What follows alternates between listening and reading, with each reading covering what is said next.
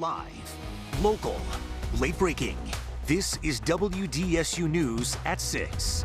We continue to follow breaking news. Officials at Louisiana State University gave the all clear, saying no shots have been fired and there are no reports of injuries after reports of an armed intruder on campus. WDSU reporter Michael Vincino is on the scene for us. He joins us now live from campus with more. And Michael, go ahead and walk us through what happened.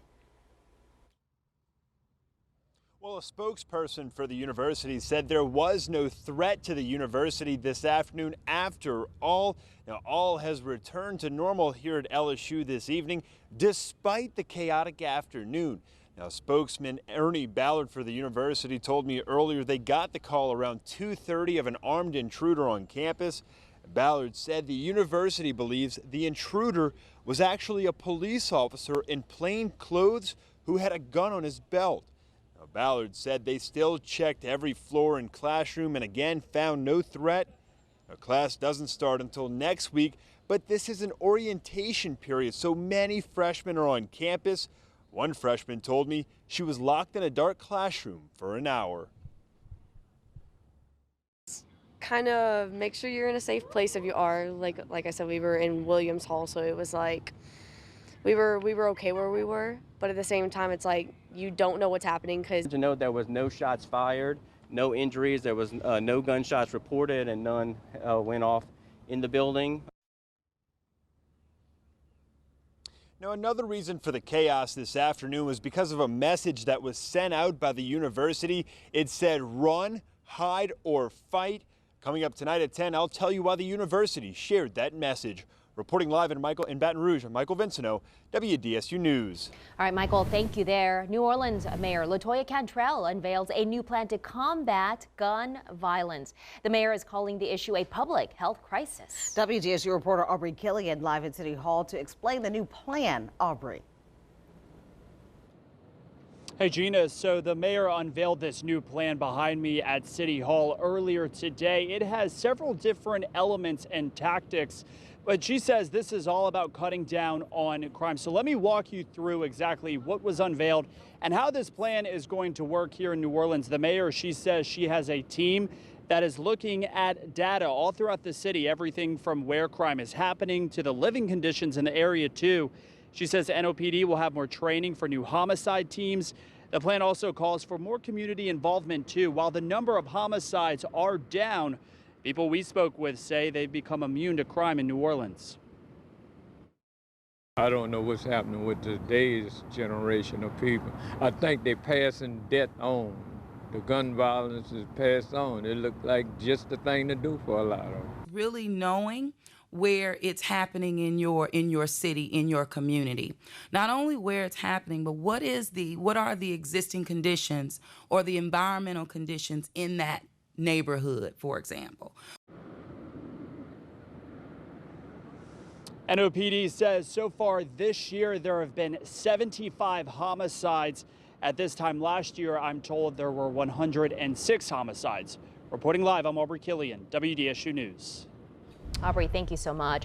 And now to Westwego tonight. A man is in critical condition after police say he was shot. Jefferson Parish deputies say it happened in the 600 block of Renee Street. They're still looking into it. No word yet on what led to the gunfire. In Mid-City tonight, right now, many of you pay $200 a year for extra patrols. And that yearly fee is set to drop for the Mid-City Security District. It'll go to $195 next year. Regardless of the price, some question if the patrols are actually helping to reduce crime. WDSU anchor Christina Watkins tells us about what the Mid-City Security District is doing to assure your money is worth it. It's crimes like this car break-in that neighbors hope the Mid-City Security District will stop. We want a safe community. We need a safe community. Within the last 4 weeks, NOPD crime stats show there have been 69 car break-ins in that area. Despite that, Darnell Williams says she feels like having extra patrols from the security district does make a difference. And it gives us the security that we need as homeowners, or our neighborhood, our community has to feel safe. And that's what we want, a safe community. These are the areas covered by MCSD. NOPD officers working overtime to keep an eye out for criminals. The chairman, Jim Olson, said as of July, they've responded to 14,000 calls for service. Auto burglaries, suspicious persons climbing over the fence and getting, trying to steal a lawnmower, things like that, all the way on up to the violent crimes where there's a weapon involved. But some who live within the security district boundaries question how quickly those patrols respond to those calls, which they say could be a reason why the crimes just keep happening. Olson said he was surprised to hear that, and they are constantly working to keep you safe. Our response time is less than 5 minutes, usually between 3 and 4 minutes, because we do have vehicles in the area. Christina Watkins, WDSU News. All right, talking about more security in Mid-City over at the Lafitte Greenway. The city is adding more than a dozen emergency call boxes. This is in addition to the 71 cameras that were recently added along the 2.6-mile stretch. The city is installing 18 call boxes along the Greenway. If there is an emergency, all you have to do is press a button. It will alert a call center. Your call will then go to a 911 dispatcher in New Orleans. There are cameras themselves in the call boxes to identify the caller, and then also a blue flashing LED light at the top of the light pole that will flash. All of these locations are entered into the city's 911 system. And all 18 call boxes are expected to be installed along the Greenway within the next few weeks. Looking pretty nice as you look out the window. Yes, we've got some clouds, temperatures mid to the upper 80s, and there's still a little bit of rain out there, more so South Mississippi and then farther to the west. Here is a look at the big picture. We've got an onshore flow, plenty of moisture in place. Have you noticed? It's kind of humid out there, right? Much of the rain right along the Mississippi Gulf Coast over towards Waveland and Picayune. That's a pretty good looking storm. It's moving to the west-southwest, so some of that is going to be moving into St. Tammany Parish and likely Washington Parish too.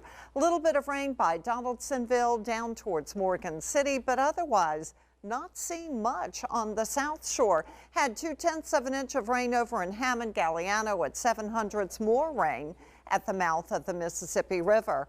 It's now 88, a south wind at 7, high humidity, it's feeling like 98, and about the area low to the mid 80s. So tonight, just keep in mind it's going to be warm and humid, a few isolated showers. When your rain and storm chances bump up again, coming up in a moment.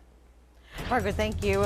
Louisiana has its first reported cases of West Nile. Well, 9 cases reported across the state, including some in this area. WDSU's Travers Mackle is in the studio with more on what health officials say we need to do to stay safe. Travers? Well, they say it's simple tips. Things like making sure you don't leave standing water around your property. Now, 5 human cases total of the neuroinvasive disease. 2 of those cases in Washington Parish and 1 case each in St. Tammany, East Baton Rouge, and Livingston have been reported.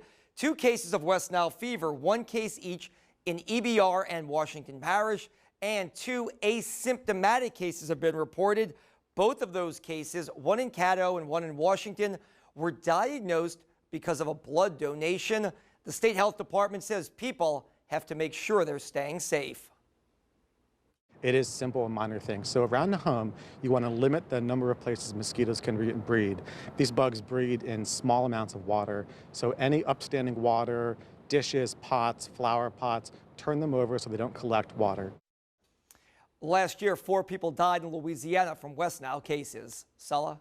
Travers, thank you so much. Still to come, a sewage problem in Jefferson Parish, how it's impacting residents and businesses in Metairie, and when the problem will be fixed. Plus, when the Downtown Development District will vote on a proposed millage increase aimed at helping to fix the city's infrastructure.